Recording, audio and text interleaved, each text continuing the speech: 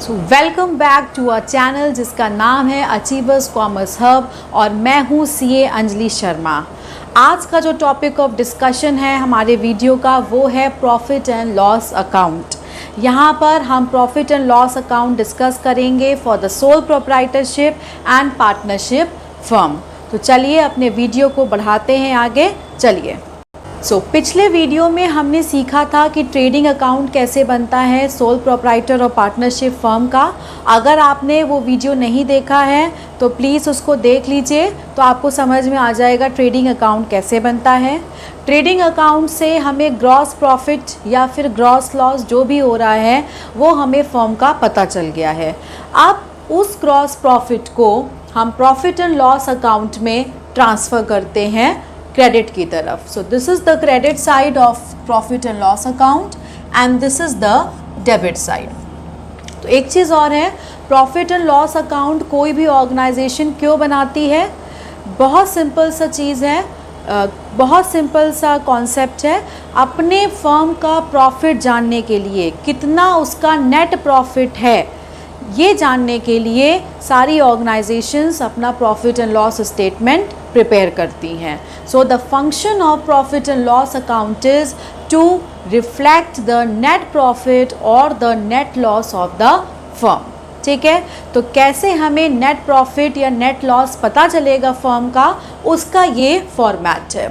तो gross profit जो भी हमारे ट्रेडिंग अकाउंट में आया है उसको हम यहाँ पर ट्रांसफ़र करेंगे क्रेडिट साइड में, और अगर ट्रेडिंग अकाउंट में ग्रॉस लॉस आया होता तो हम उसको डेबिट साइड में ट्रांसफ़र करते। इस तरह से एक बार मैं फिर से आप लोगों को रिकैप्चुलेट करवा दे रही हूँ कि ये हमारा ट्रेडिंग अकाउंट है। इसमें इस तरफ यहाँ पर हम लिखते थे टू ग्रॉस प्रॉफिट, या फिर यहाँ पर आता है बाय ग्रॉस लॉस। तो ट्रेडिंग अकाउंट से जो हमें ग्रॉस प्रॉफिट मिला है वो यहाँ पे चला जाएगा, और जो ग्रॉस लॉस है, अगर कोई ग्रॉस लॉस है तो वो यहाँ ट्रांसफ़र हो जाएगा। ठीक है, अब आपको बताते हैं। अब चलिए हम समझते हैं कि डेबिट साइड में कौन कौन से आइटम्स आएंगे प्रॉफिट एंड लॉस अकाउंट में। तो जैसा कि आपको याद होगा, ट्रेडिंग अकाउंट में हमने परचेजेस और परचेज से रिलेटेड जितने भी एक्सपेंसेस थे एज़ वेल एज़ जो हमारे डायरेक्ट एक्सपेंसेस फैक्ट्री में हो रहे थे वो सब हमने ट्रेडिंग अकाउंट में डेबिट साइड में बुक कर लिए हैं। ठीक है, तो 3 तरह के एक्सपेंसेस आते थे डेबिट साइड में। ठीक है, तो हमने रॉ मटेरियल ख़रीदा, जैसे मैंने पिछले वीडियो में आपको टोमेटो सॉस का एग्जांपल दिया था कि टोमेटोज़ ख़रीदे, उसमें हमने कुछ प्रिजर्वेटिव्स मिलाए, कुछ स्पाइसेस मिलाए, और जो भी प्रोसीजर था उससे हमने टोमेटो सॉस प्रिपेयर कर लिया। टोमेटो सॉस प्रिपेयर होने के बाद के जितने भी एक्सपेंसेस हो रहे हैं वो सारे हमारे प्रॉफिट एंड लॉस अकाउंट में आएंगे। तो क्या क्या आएंगे, यहाँ पर मैं लिख रही हूँ, जितने भी हमारे सेलिंग एंड डिस्ट्रीब्यूशन एक्सपेंसेस हैं वो यहाँ पर आप लिख देंगे। All the selling and distribution expenses, क्या क्या ये एक्सपेंसेस हो सकते हैं, जैसे कि हम उसका एडवर्टीज़मेंट करा रहे हैं, सेल्स प्रमोशन कर रहे हैं, कुछ हम अपने सेल्स को बढ़ाने के लिए डिस्काउंट दे रहे हैं, पैम्फलेट छपवा रहे हैं, न्यूज़पेपर, टीवी, सभी जगह एडवर्टीज़मेंट्स जो भी आ रहे हैं, तो या फिर हम अपनी सेल्स को प्रमोशन के लिए कुछ कॉन्टेस्ट कर रहे हैं, कूपन्स कर रहे हैं। तो जो भी हमारे सेल्स से रिलेटेड एक्सपेंसेस हैं, या फिर अगर हम कुछ पैकिंग मटेरियल्स ख़रीद रहे हैं, पैकिंग मटेरियल में कुछ एक्सपेंसेस हो रहा है, तो वो सारा हमारा सेलिंग एंड डिस्ट्रीब्यूशन एक्सपेंसेस में आएगा। सपोज़ करिए कि हम अपनी सेल्स के लिए कुछ एक्सपोर्ट ड्यूटी भी पे कर रहे हैं। एक्सपोर्ट मतलब कि हमारे इंडिया से बाहर अपना जो भी प्रोडक्ट है उसको भेज रहे हैं, तो उस पे जो एक्सपोर्ट ड्यूटी पे करेंगे वो भी आपकी सेलिंग एंड डिस्ट्रीब्यूशन के हेड में आएगी, वो भी आप यहाँ पर लिख देंगे। तो सबसे पहला जो एक्सपेंस पीएल अकाउंट में बुक होता है वो होता है सेल्स एंड डिस्ट्रीब्यूशन से रिलेटेड जो भी हमारे एक्सपेंसेस हैं वो। दूसरा जो एक्सपेंस आता है वो है हमारा ऑफिस एडमिनिस्ट्रेशन का।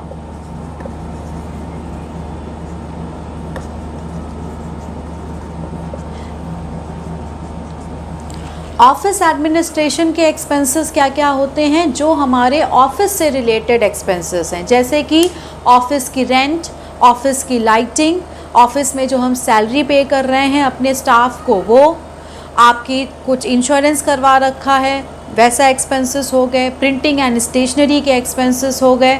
इसके अलावा भी अगर कोई ऑफिस से रिलेटेड एक्सपेंस है तो वो आप अपने प्रॉफिट एंड लॉस अकाउंट में बुक कर देंगे। ठीक है बच्चों।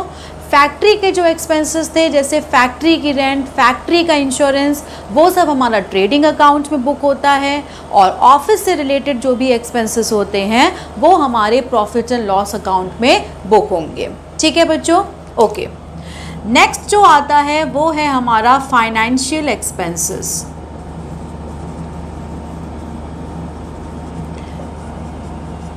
फाइनेंशियल एक्सपेंसेस मतलब कि अगर जो भी बिज़नेस है उसने बैंक से या किसी भी फिनेंशियल ऑर्गेनाइजेशन से लोन ले रखा है तो उस पर वो जो इंटरेस्ट दे रहा है तो वो आप इंटरेस्ट यहाँ पे लिखोगे। So to interest on bank loan वो आ जाएगा। ठीक है। और भी किसी तरह का बैंक में ओडी फैसिलिटी चल रही है या किसी भी तरह की फैसिलिटी है तो बैंक को कुछ चार्जेस दे रहे हो, बैंक को कुछ इंटरेस्ट दे रहे हो, तो वो सारा यहाँ पर आप लिख लोगे। So to bank charges, to interest on bank loan, to interest on bank overdraft, to interest on bank CC, to accounting charges, वो आप सब यहाँ पर अंडर फिनेंशियल एक्सपेंसेस लिख लेंगे। तो पहली जो एक्सपेंस आया वो आया सेल्स और डिस्ट्रीब्यूशन से रिलेटेड एक्सपेंस। दूसरा हमारा ऑफिस एडमिनिस्ट्रेशन से जो भी रिलेटेड एक्सपेंसेस होता है। तीसरा आया कोई भी फाइनेंशियल एक्सपेंसेस, वो आप यहाँ पे लिखोगे। ठीक है। एक चीज़ जो हमें याद रखनी है कि डेप्रिसिएशन जो फिक्स्ड एसेट्स पे पड़ता है, फिक्स्ड एसेट्स हमारी due to wear and tear या फिर ऑब्सोलेंस होने की वजह से हर साल डेप्रिशिएट होती हैं, तो उसको भी आप यहाँ पर प्रॉफिट एंड लॉस अकाउंट में यहाँ पर नोट करोगे। तो एक ही आइटम यहाँ पर आएगा, to depreciation on fixed assets. ठीक है। एक जो बहुत कॉमन सा आइटम आता है क्वेश्चंस में वो आता है बैड डेट्स का। तो बैड डेट्स जो हो रहे हैं, बैड डेट्स का मतलब है हमारे वो डेटर्स जिनसे हमें पैसा मिलना था लेकिन इवन आफ्टर फॉलोअप हमको वो पैसा नहीं मिल रहा है, तो वो हम लोग एज एन एक्सपेंस यहाँ पर बुक कर देंगे।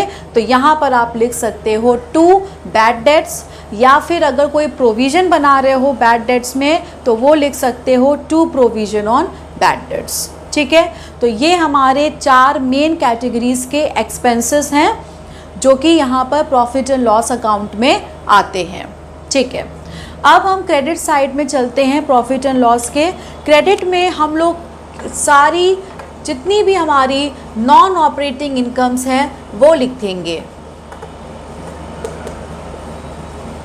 जैसे कि कोई हमें कमीशन रिसीव हो रहा है या फिर डिस्काउंट रिसीव हो रहा है